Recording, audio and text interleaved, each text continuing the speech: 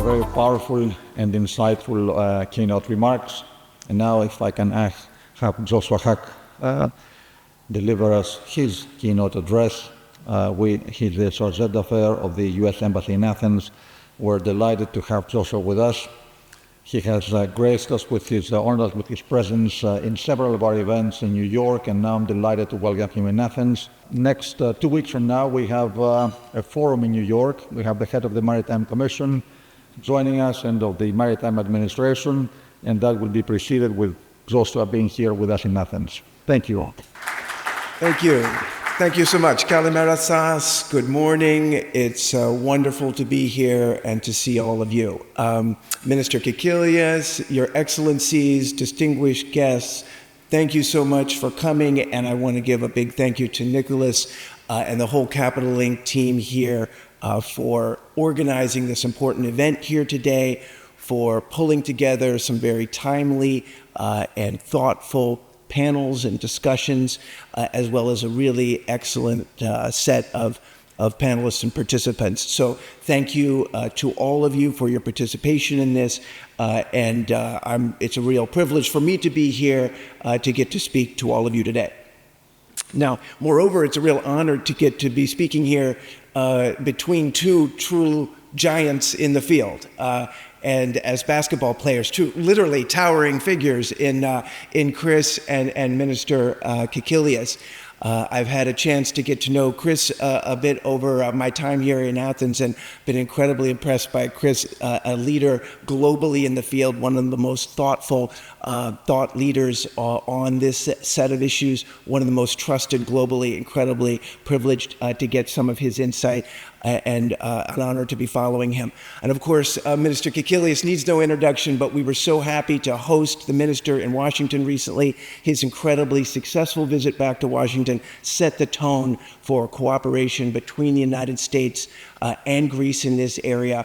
And I think the fact that we are all here together is emblematic of the kind of cooperation we need at this moment, between industry, between organizations, between the United States government and the Greek government. This is an important moment, and I think this forum is incredibly valuable in bringing us all together. Now, many of you know me already from my past many visits here to Greece over the past several years in my previous role as Deputy Assistant Secretary of State, covering Greece and this part of Europe. For those that don't, I'm very happy to report that starting in July, we have relocated here. My wife and my son will be here on a 3-year or longer assignment, and we couldn't be happier to be here at this time. I will be over the long term, Deputy Chief of Mission here, overseeing policy and operations at our embassy here in Athens, our consulate in Thessaloniki. For the moment, serving as our acting chief of the entire mission as we wait for our future ambassador, Kimberly Guilfoyle, to arrive. And speaking of the ambassador, for those that didn't see, just yesterday in Washington, she was sworn in officially as our next ambassador. At a great ceremony. She's doing a number of high-level visits in Washington to get prepared for coming out here. We couldn't be more excited to have her here with us very soon. And for those that haven't met her, I can tell you, you will never see a more passionate, more committed, more tireless advocate for the U.S.-Greek relationship. She's going to be fantastic here, and we can't wait to have her on the ground engaging in events just like this. Now, since my arrival in July, there are 2 issues that have been foremost on my mind and in the work of the mission, and those are energy and shipping. Those 2 interrelated issues we see as critical to the U.S.-Greek relationship going forward, and we see this as a really important dynamic moment to move our cooperation forward in these areas. Under President Trump's leadership, the United States has prioritized revitalizing the U.S. shipbuilding industry, modernizing our maritime infrastructure, and ensuring that American companies remain competitive globally. Now, those efforts are not only essential for our economic prosperity, but for our national security and the security of our allies as well. Having a strong, robust maritime sector is a strategic asset. It's a strategic asset. And I think that's something that we may have lost sight of in the past, but if so, we are very focused on it at the present and moving into the future. A strong maritime sector will be essential, and we will be working with partners like Greece to revitalize our maritime sector in a way that promotes innovation.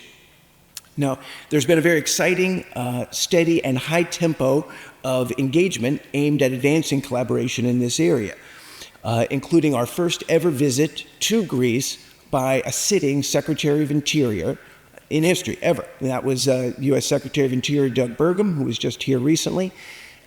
He also wears the hat as the chairman of our National Energy Council, so incredibly important to this set of discussions.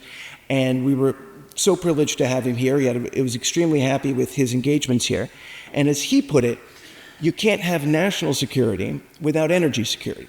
And you can't have energy security without shipping, because of the crucial link that LNG plays in the global energy picture. Now, our high-level engagements haven't stopped there. As I mentioned, we were very happy to have Minister Kikilias back in Washington, and we're very excited to be hosting our Secretary of Energy in November. So I think it's fair to say that the interest in global shipping, the revitalization of the U.S. maritime sector, and its connection to the future of energy has never been higher in Washington. So that makes today's discussions particularly timely. As the maritime industry is the backbone of global trade and economic growth, forums like this are vital for advancing innovation, strengthening our partnerships, and addressing the challenges that shape the future of shipping and global commerce. The United States is proud to stand alongside Greece, a nation whose maritime leadership has been a cornerstone of global commerce. And as we deepen our ties with Greece's shipping and shipbuilding community, we recognize the critical role that this partnership plays in advancing our shared priorities. I'm particularly encouraged also by this forum's focus on operational excellence, workforce development, and technological transformation. These discussions align closely with the United States maritime agenda, which emphasizes investing in the next generation of shipbuilders, seafarers, and innovators. Now, we understand that the revitalization of the U.S. maritime sector is not something that will happen overnight. It's not something that will happen easily. We understand that, but it must happen. And we must work through a short, medium, and long-term plan, making progress as necessary and working with our closest partners like Greece. Together, we can ensure that the maritime industry remains a driver of prosperity and a bulwark against economic coercion. So going forward, it's clear to me that the shipping will remain a priority area for the United States, and we are eager for substantial government and private sector engagement.